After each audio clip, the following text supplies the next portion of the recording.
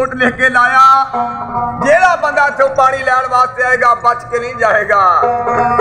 शहजादा घोड़े के सवार होके थे आ की देखदा वोट किकर टाली तू दस आया।